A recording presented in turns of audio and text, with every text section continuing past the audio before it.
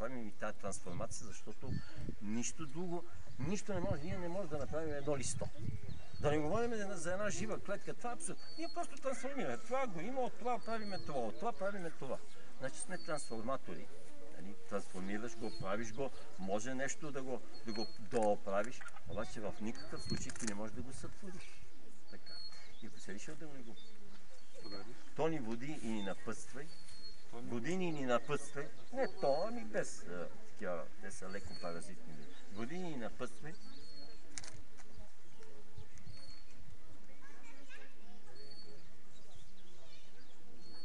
за да го изживеем достойно. Значи, изживяването достойно показва според природните и божествени закони. Като кажеш достойно нещо, достойно ест, затова е в религията, нали? Да. Значи, като има достойно ест. Само достойно, достойно, достойно. Това е фактически мантра на Света Богородица. Достойно ест. На женския принцип. Години ни напътствай, за да ги живеем достойно. Така.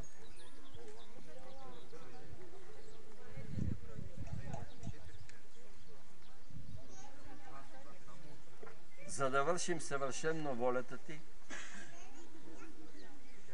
за да вършим съвършенно волята ти.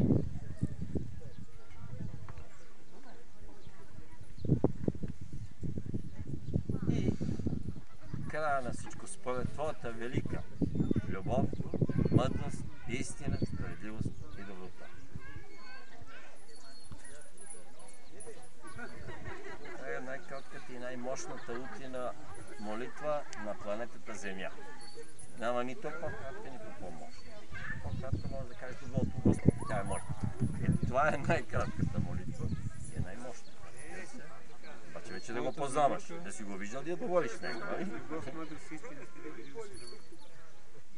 Според твоята велика любов, да. Според.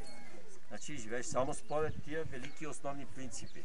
Те, разбира се, са 7, ние казваме неколко само от тях. Основните са 3, които са на пентаграма. Любовта е съдната, мъдростта е истината.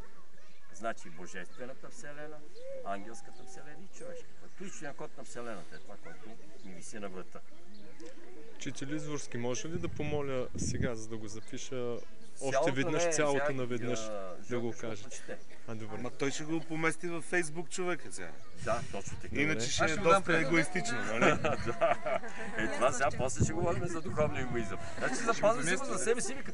Аз да, вече, аз съм на далавера. Да ги пазиме те.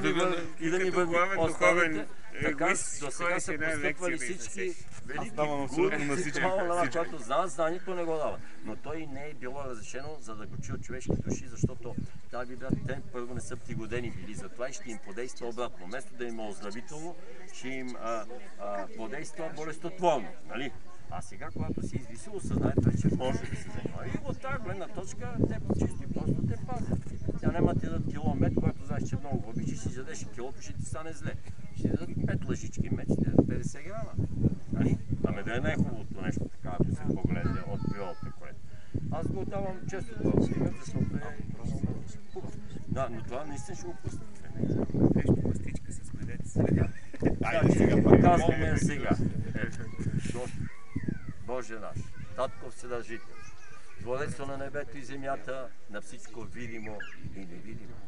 Слава на славата, сила на силата, светлина на светлината, любов на любовта. Благодарим ти, че видяхме светлината и на този ден. И ако се решил да ни го подариш, води ни и ни напътствай, за да вършим съвършенно волята ти на земята, според твоята